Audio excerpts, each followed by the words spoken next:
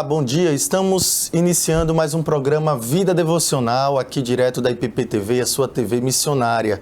Como é bom poder chegar até você para trazer uma palavra de fé, uma palavra de esperança. Eu sou o pastor Bruno e venho aqui convidá-los a estarem atentos à palavra de Deus, que fala fortemente ao nosso coração, nos alimenta, nos fortalece.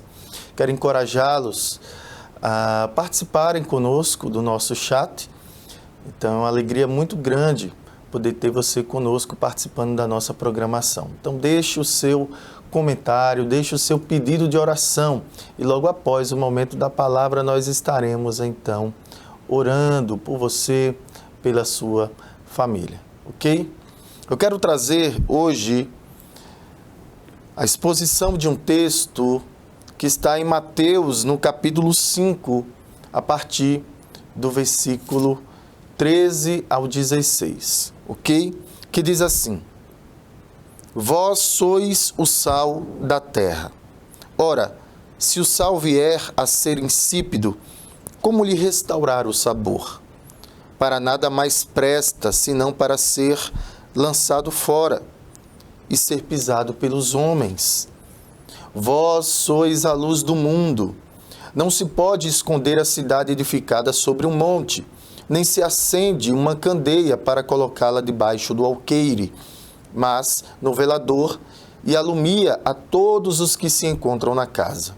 Assim, brilhe também a vossa luz diante dos homens, para que vejam as vossas obras e glorifiquem a vosso Pai que está nos céus.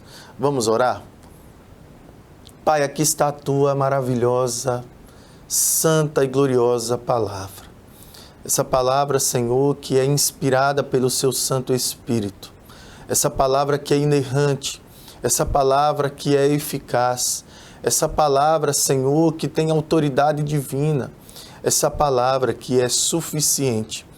Palavra, Senhor, que é lâmpada para os nossos pés e luz para os nossos caminhos.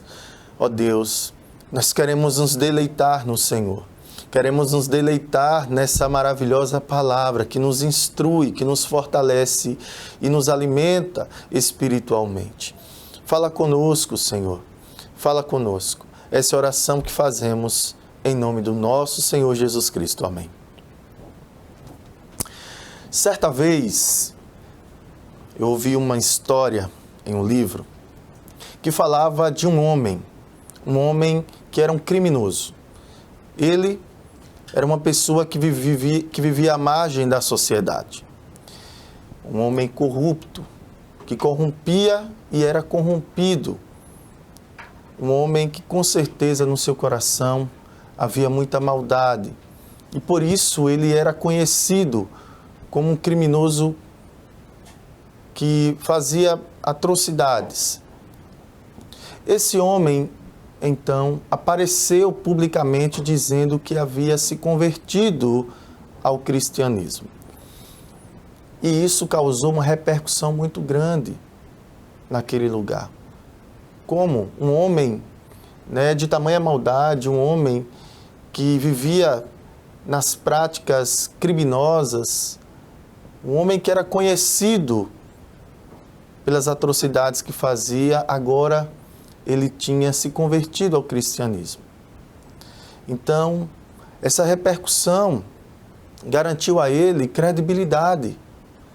Afinal, quando uma pessoa verdadeiramente se converte ao Evangelho de Jesus Cristo, certamente ela se transforma numa nova pessoa. Ela passa a ter uma vida nova. As coisas velhas já passaram e eis que tudo se faz novo. Mas o que parece é que, para esse homem, as coisas foram bem diferentes. Isso porque, logo depois de algum tempo dele aparecer publicamente dizendo que tinha se convertido ao cristianismo, então sabe-se de mais um crime cometido por ele. E em seguida mais outro crime. E assim ele continuou cometendo crimes. E então ele foi arguido, ele foi confrontado sobre aquilo que ele havia dito. Ele falou que tinha se convertido ao cristianismo. Mas por que esse homem que disse ter se convertido ao cristianismo, agora ele ainda permanece cometendo as mesmas práticas que ele cometera e que cometia outrora? Isso não se encaixava. Então, diante desse relato, o que nós podemos pensar acerca dessa pessoa? Será que verdadeiramente ele se converteu? O que nos parece é que não. Porque a verdadeira conversão, ela produz em nós características peculiares que a palavra de Deus nos ensina. Nós passamos a ser filhos de Deus, cidadãos do reino de Deus. A nossa vida é transformada, o nosso coração é transformado e, consequentemente, o nosso comportamento, as nossas atitudes. Bem, meus irmãos, o Evangelho de Mateus, ele nos traz aqui o relato daquilo que é conhecido como o Sermão do Monte. O primeiro grande sermão, aonde Jesus ele traz uma síntese, um resumo dos seus principais ensinamentos que ele então ensinou aos seus discípulos. É nesse Sermão do Monte em que nós encontramos a essência do Evangelho, da vida e da obra do nosso Senhor Jesus Cristo.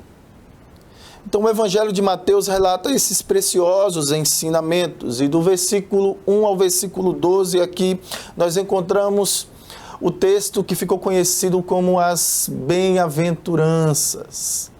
Essas bem-aventuranças nada mais, nada menos meus irmãos, do que as características do cidadão do reino de Deus.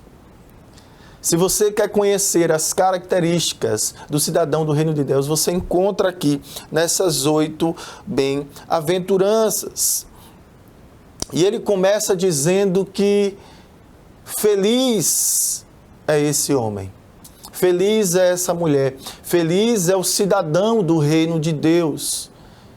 E ele é feliz porque ele tem características peculiares que fazem dele alguém que se parecem com o seu Senhor, com o Senhor Jesus. Porque nos mostra a identidade desse cidadão.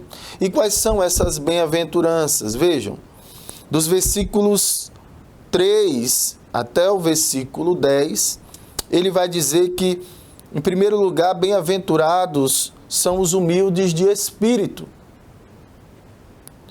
Em segundo lugar, bem-aventurados os que choram, ou seja, aqueles que são quebrantados. Em terceiro lugar, bem-aventurados são os mansos, que se assemelham a Jesus, que é manso e humilde de coração. Mas em quarto lugar, bem-aventurados os que têm fome e sede de justiça. Depois, bem-aventurados os misericordiosos. Em seguida, bem-aventurados os limpos de coração, aqueles que são puros de coração. Em sétimo lugar, bem-aventurados os pacificadores, aqueles que amam a paz e que trabalham para a pacificação nos corações dos homens. E por fim, em oitavo lugar, bem-aventurados os perseguidos, aqueles que não negam a sua fé e que vivem de acordo com essa identidade, por isso é perseguido. E Jesus vai chamar de bem-aventurados aqueles que são perseguidos. Portanto, aqui nós encontramos que os que são verdadeiramente convertidos ao Evangelho e que agora passam a fazer parte do reino de Deus, essas pessoas, elas têm características. E quais são essas características? São justamente essas. São as marcas que fazem parte da identidade do cidadão do reino de Deus. Mas aí na sequência, logo depois das bem-aventuranças, logo depois do Senhor Jesus nos ensinar que nós devemos nos alegrar, porque grande é a recompensa nos céus para aqueles que são perseguidos por essas características. Então Jesus, ele nos traz agora o ensinamento de que nós devemos influenciar o mundo em que vivemos. E é esse tema que eu quero trabalhar com vocês hoje. Eu quero falar sobre o seguinte tema: a influência da igreja no mundo. Nós que somos a igreja de Cristo, nós não estamos aqui de passeio, muito pelo contrário. Quando nós nos convertemos, quando nós somos regenerados, quando nós recebemos uma nova vida, nós aprendemos na palavra de Deus que nós não somos desse mundo. Nós não pertencemos a esse mundo. Jesus ensinou isso em João capítulo 17. Mas ao mesmo tempo nós compreendemos que não somos desse mundo, mas nós estamos nesse mundo. E se estamos nesse mundo, estamos aqui para influenciar. Somos peregrinos, forasteiros. Nós estamos aqui a caminho da cidade celestial, que é a nossa verdadeira pátria. Mas enquanto estamos aqui, meus irmãos, nós precisamos influenciar através dessas características que cada cidadão do céu recebeu da parte de Deus. Portanto, como cidadão do reino de Deus, nós precisamos exercer influência nesse mundo caído. Esse mundo que pertence a outro reino, que não é o reino de Deus, mas é um reino que jaz no maligno. Um mundo caído, um mundo tenebroso, um mundo que está em trevas. E aí a pergunta: como nós, como esse bem-aventurado, como esse cidadão do céu, então pode influenciar esse mundo? Como nós podemos influenciar através dessas características que nós vemos, porque elas parecem antagônicas aos valores desse mundo, desse reino, desse mundo que jaz no maligno. Porque, se você prestar atenção, o mundo não dá valor ao humilde de espírito, mas ele valoriza o soberbo, o altivo. O mundo, ele não valoriza os quebrantados, mas eles valorizam aqueles que se exaltam. O mundo, ele não valoriza aquele que é manso, mas valoriza aquele que se coloca numa posição de forte, de poderoso. O mundo, ele não busca a verdadeira justiça, mas nós que somos cidadãos dos céus, nós temos fome e sede por justiça em um mundo caído e um mundo corrupto. Certamente, esse mundo não valoriza aqueles que são misericordiosos, porque esse valor, esse fruto maravilhoso que é o amor, aonde através do amor, as manifestações desse amor é bondade, é graça, é misericórdia, é favor imerecido. Mas não é isso que o mundo prega. O mundo certamente não valoriza os limpos, os puros de coração, porque quanto mais o homem mergulha na maldade, no erro, na promiscuidade, mas ele se vangloria, porque infelizmente nós vivemos em um mundo aonde o pecado afetou todas as criaturas, e o homem, ele trocou a verdade de Deus pela mentira, a justiça pela injustiça, e portanto, o homem, ele é mau.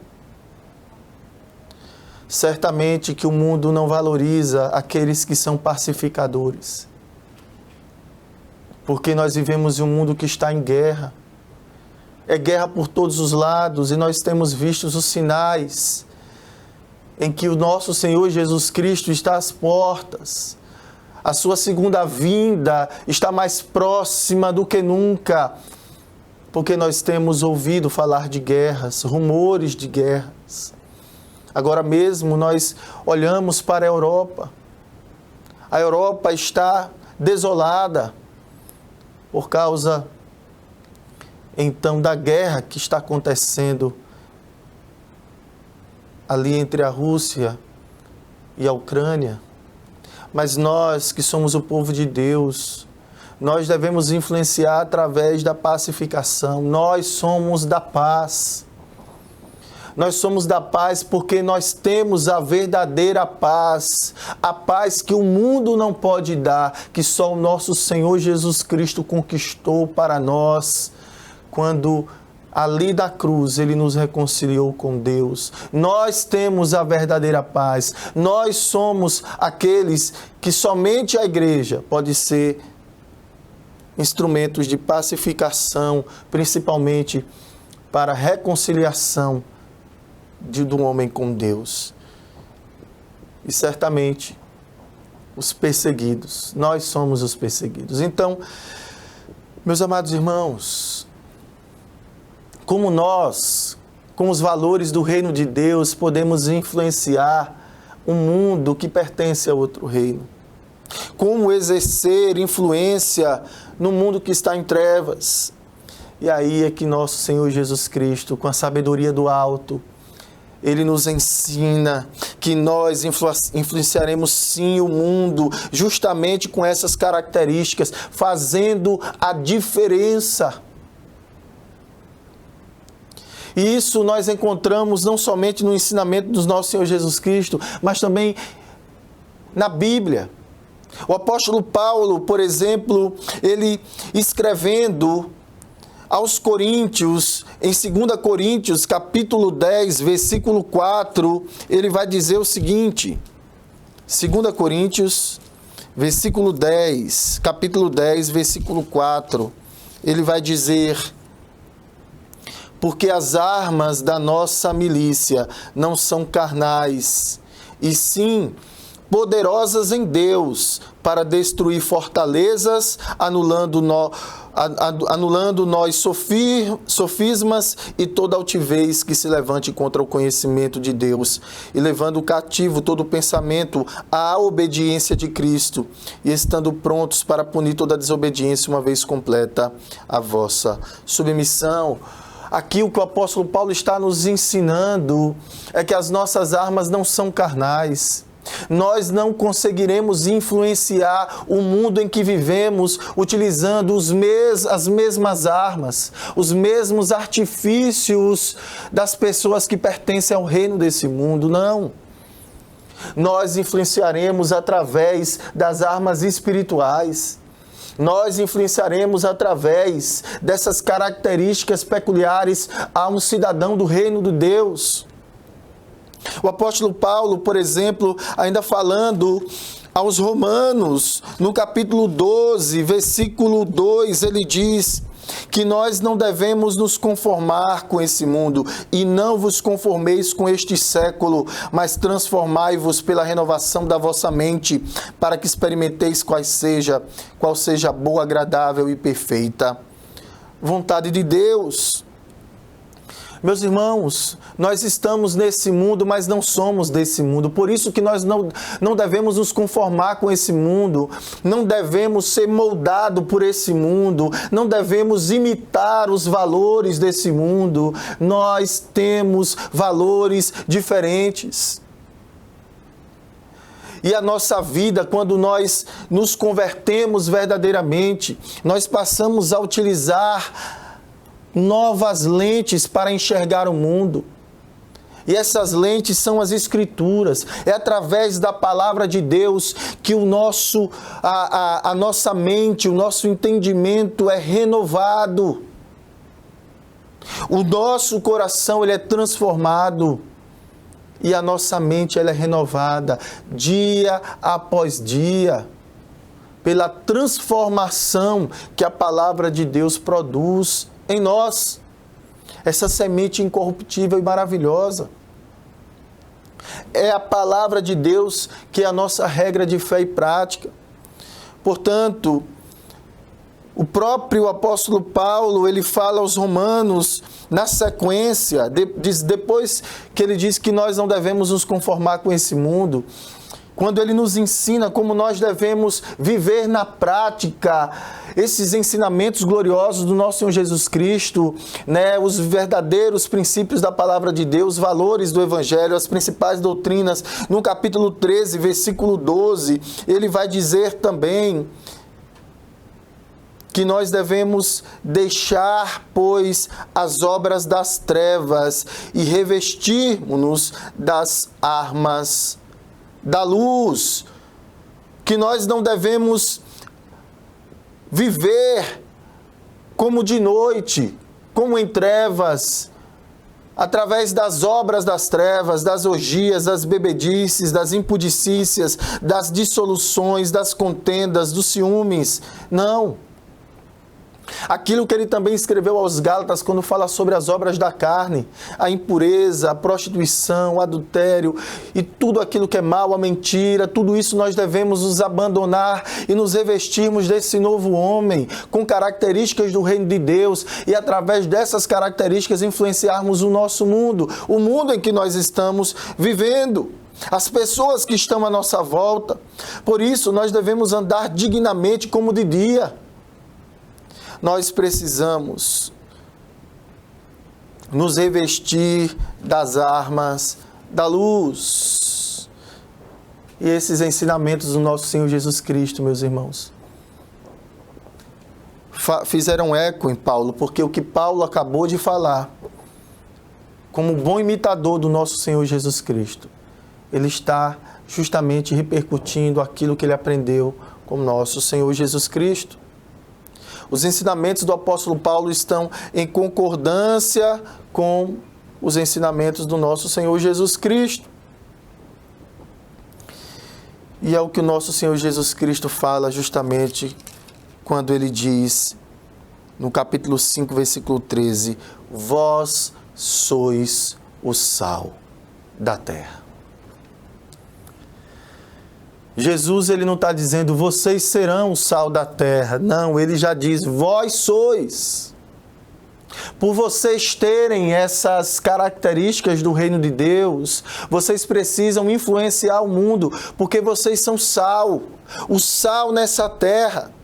E o texto diz, ora, se o sal vier a ser insípido, ou seja, se ele perder as suas características, como será restaurado o sabor, que é uma das suas características? O sal, ele influencia onde ele está. O sal, mesmo que ele não pareça de forma visível, mas o seu sabor está influenciando o alimento em que ele está. Então o sal, ele tem uma influência grandiosa. Ele consegue dar sabor. O sal, ele não passa despercebido. Por isso, nós como cristãos, nesse mundo, precisamos ser como sal. Nós somos o sal. Foi o que Jesus nos ensinou. E eu poderia falar de várias características do sal. Né? Como eu já falei, o sal é aquele que dá o sabor, que tempera a comida. Não existe melhor tempero no mundo do que o sal. Por mais que o seu excesso pode trazer malefícios, mas o sal, ele é algo que traz sabor. Existe uma outra característica acerca do sal, é que o sal, ele simboliza, ele serve para conservar o alimento por mais tempo. E nós, como cristãos, que estamos nesse mundo, num mundo corrupto, corrompido, no mundo que está se corrompendo a cada dia, no mundo que está se autodestruindo, nós, a Igreja de Cristo, os cristãos, nós, cidadãos do reino de Deus, nós precisamos influenciar, e através dos ensinamentos do nosso Senhor Jesus Cristo, da verdade, é que nós então conservamos e preservamos esse mundo. A palavra de Deus nos ensina, meus irmãos, que se não fosse por causa dos eleitos de Deus, né, esse mundo já teria sido destruído. É porque a Igreja de Deus está nesse mundo, o reino de Deus está presente nesse mundo, é que esse mundo tem sido preservado. Por isso nós precisamos ser instrumentos de preservação, fazendo o bem. Uma outra característica do sal é que o sal ele é antisséptico. Ele serve para desfazer impurezas. O sal, ele serve inclusive como um instrumento medicinal, porque ele traz cura também. E a Igreja de Cristo, através do Evangelho, é quem leva a verdadeira cura para as nações, que é o nosso Senhor Jesus Cristo. Portanto, nós precisamos ser sal. E o sal, ele jamais conseguirá influenciar esse mundo se ele ficar apenas dentro da igreja. O sal, ele não influencia dentro do saleiro. Ele precisa sair dali e influenciar o alimento. Influenciar aquilo que ele precisa preservar, aquilo que ele precisa purificar, aquilo que ele precisa curar. Assim, o cristão tem que sair do saleiro, que é as quatro paredes da congregação, e sair nesse mundo pregando o Evangelho e fazendo o bem para a glória de Deus, influenciando esse mundo, preservando esse mundo. Mas há uma outra característica aqui que o nosso Senhor Jesus Cristo fala que nós somos. Ele diz no versículo 14, vós sois a luz do mundo. Nós somos a luz. Não que tenhamos luz própria. A luz que temos, ela vem da palavra de Deus, ela vem do nosso Senhor Jesus Cristo. Mas como luz, nós precisamos também influenciar esse mundo, um mundo que está em trevas. A luz, meus irmãos, simboliza a vida. Quando uma mulher vai dar à luz um filho, a palavra... normalmente as pessoas utilizam o termo dar à luz a uma criança, dar à luz um bebê, dar à luz um filho. Então a luz simboliza a vida. A luz também simboliza a verdade, porque se nós estamos em um ambiente escuro, onde a luz chega, dissipa as trevas e revela a verdade, revela aquilo que é a realidade. Portanto, como luz do mundo, nós não podemos estar escondidos, porque não se pode esconder a cidade edificada sobre um monte, nem se acende uma candeia para colocá-la debaixo de um alqueire, mas precisa ficar no alto, no velador, para iluminar a todos que se encontram na casa. Assim a luz precisa iluminar.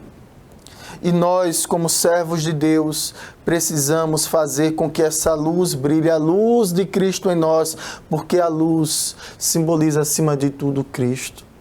Cristo, nosso Senhor Jesus Cristo, aquele que é a luz do mundo, aquele que foi profetizado por Isaías, que uma terra que estava em trevas, então viu uma grande luz. Quem é essa luz? Essa profecia que falava acerca do nosso Senhor Jesus Cristo. Que o próprio Mateus, ele relata acerca da vinda do nosso Senhor Jesus Cristo, quando ele diz que Jesus é essa luz. Aquilo que o apóstolo João fala, que Jesus é a luz que ilumina todo homem.